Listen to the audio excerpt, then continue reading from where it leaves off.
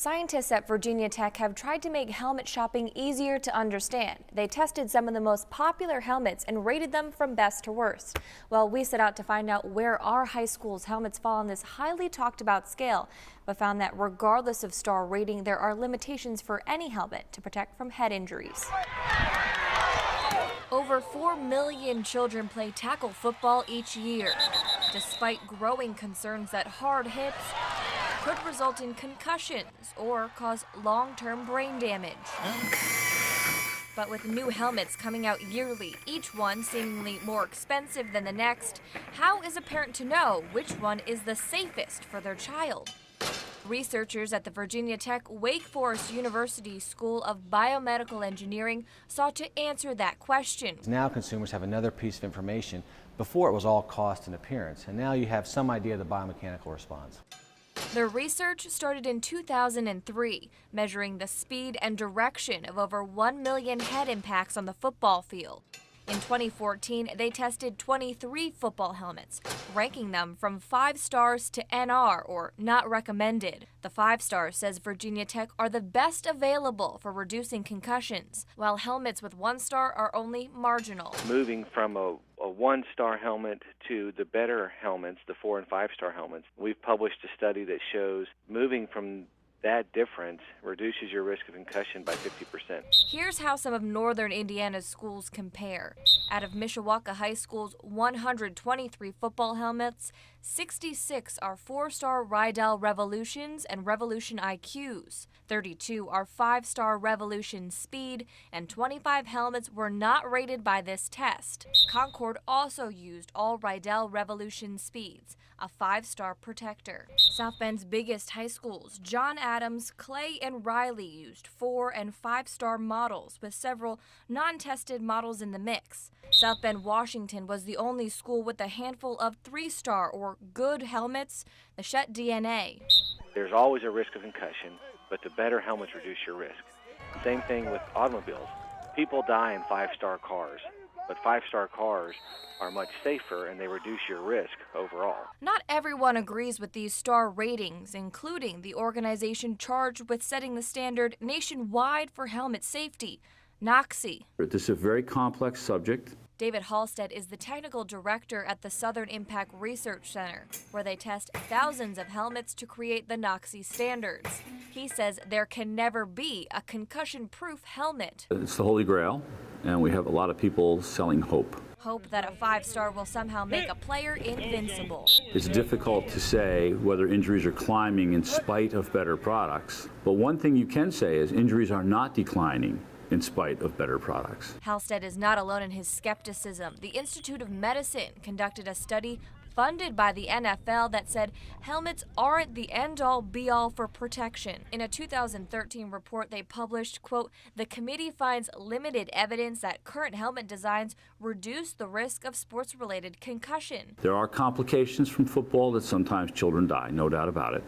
But the frank, catastrophic, life-threatening, life-ending event on the football field from a head impact does not occur. Helmets are designed and certified to prevent devastating blunt force traumas, but any impact to the helmet or other parts of the body can cause the brain itself to move around, resulting in a concussion, regardless of what shell is being worn. I have a son. He's chosen not to play football, but if he did, I'd be far more concerned about his playing technique, how his coach teaches him, how he reacts to a perceived injury and whether he reports it, than whether he's wearing a 3-star or a 5-star helmet. Star ratings will tell you which helmets best manage certain impacts, but they can't tell you which ones prevent concussions. No test can.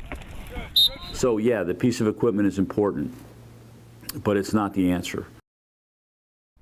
The big takeaway from this is that the risk is inherent to contact sports. Just like a 5-star crash test rated car, a 5-star helmet rating says that this model did well in lab testing. But in real life, even a fancy car can get into a bad crash. And in football, even a 5-star helmet can protect your head from concussions. Tomorrow night, just before 6, you'll learn more about the game-changing consequences of continuing to play. And for more information on the 8 local high schools' helmet ratings, just go to our website and click on this story. From the studio, Tricia Hart, News Center 16. Our understanding of concussions has improved in the last decade. Coaches are more aware of the symptoms, and the mentality of playing through the pain is diminishing. I spoke with two families. Each played different sports and each used top-of-the-line equipment, but both are dealing with the aftermath of concussions, learning the hard lesson that when they go untreated, it can mean an end to the game altogether. Lucy McGee is still a football mom at heart. We've always been a football family, so as soon as I could get him into football, it was the thing that had to be done. Even though her son no longer wears the helmet and pads. And this, as it turned out, would be his last year. Number 77 at John Adams, William Detman, aka The Beast, never thought twice about concussions when he hit the field. He was always the big one on the team. He was the one that kind of injured some kids sometimes. Until he had one too many. They actually told me that if he was hit like that again, it could kill him. While playing for Wabash College his freshman year, William took a big hit that knocked him out of the game for good. I always thought there'd be another game. McGee looks back at her son's 11-year career and now sees his headaches and pain in a new light. I thought, you know, I'd go to college and watch him play. The headaches and vomiting her son complained about in middle and high school were signs of earlier concussions. He now has concussion-induced ADD and concussion-induced depression. And I believe some of that depression comes from not being able to play anymore. Football isn't alone in hard contact hits. Oh my gosh, you know, it was scary. Hockey and lacrosse are also sports notorious for expensive protective gear.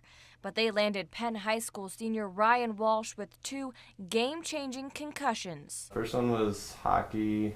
I was catching a pass and turned around right into a hit. The second one happened during a lacrosse tournament. He leaned down to get his shoulder into me, and I looked up as it happened, and it just came down like that. That time, Ryan went home with searing, whiplash-like neck and head pain, sat out a week, and got an MRI. He had headaches every day, dizziness, couldn't sleep through the rest of the school year, through the summer, into the beginning of the fall. His doctor told him point blank if he continued playing sports, she couldn't guarantee a recovery from a future concussion.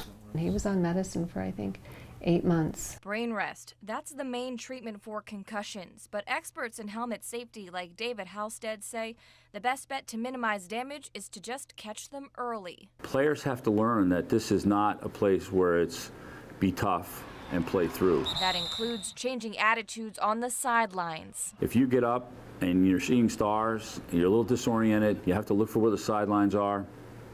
It's very possible by the time you get to the sidelines and somebody starts checking you out, that you'll pass all the tests. Research is now moving in the direction of manipulation-proof tests. We're using speech. No one's ever used speech before for concussion detection. President of Contact Inc., Shane McQuillan, says a simple mobile app could overcome limitations of current sideline tests by eliminating human error. At the end of the day, people don't really, first off, they don't know what to change in their speech, and secondly, it's very, very difficult to change these really, really subtle components of your speech. It starts with a tablet. Just open up the Contact app. Athletes read what they see pop up on the screen. Put the book here.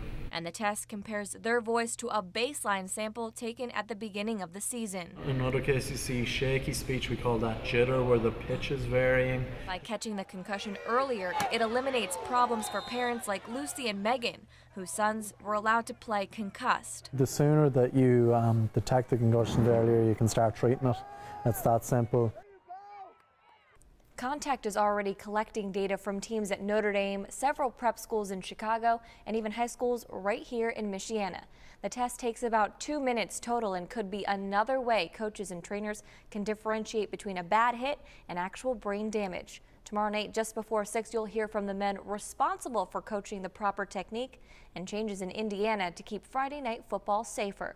From the studio, Tricia Hart, News Center 16. For many high school football teams, the game doesn't start here. It starts here in the locker room. We do a great job of making sure we pick the best equipment. No one knows better than a high school head coach the importance of preparation. It is a coach's game. Like Concord's Tim Dawson, who, after 26 years of head coaching, knows a thing or two about taking teens and turning them into football players. It can be, you know, a pretty vicious game sometimes. But I think with, you know, even the equipment they're wearing, there's always going to be a risk of injury. You know, for us to say that no one's ever going to get hurt, that's not going to happen.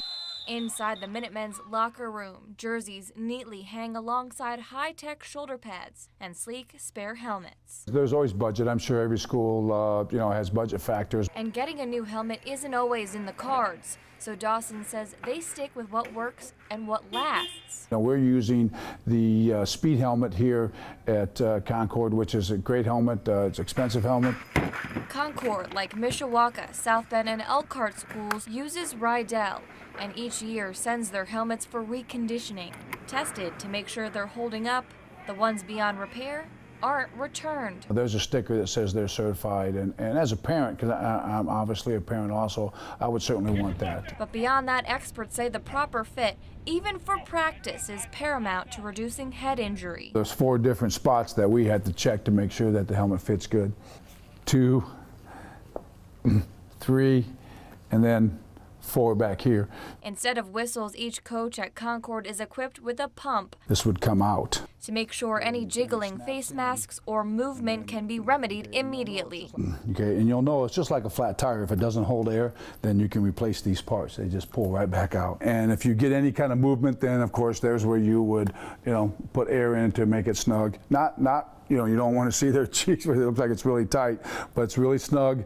And if that's the case, then they're in good shape. Experts in helmet safety like David Halstead of the Southern Impact Research Lab say even a properly fitted helmet can't protect against improper technique. Because if they don't teach proper technique, no matter how talented that player is, he will be injury prone long before he has the opportunity to play somewhere else. A better understanding of brain injury has led to a change in the rules for Indiana high school football. During summer football camps, play cannot be full contact, and protective equipment is limited to helmets, shoulder pads, and mouthpieces, not full gear.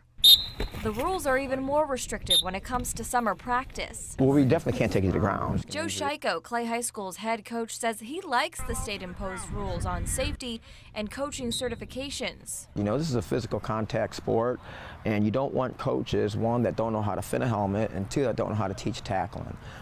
You look at every kid like it's your son. During summer practice, the Colonials weren't out tackling. They were practicing technique. We had to kind of do a little bit of adjusting. You know, it isn't like it was back in the 70s and 80s when a lot of us may have played ball where you'd scrimmage and hit, and that was all part of the game. That's a little different.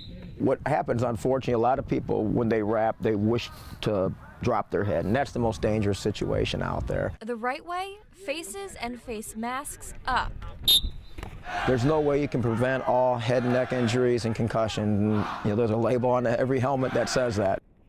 And there it is in writing. No guarantees, but a caution to take the game seriously.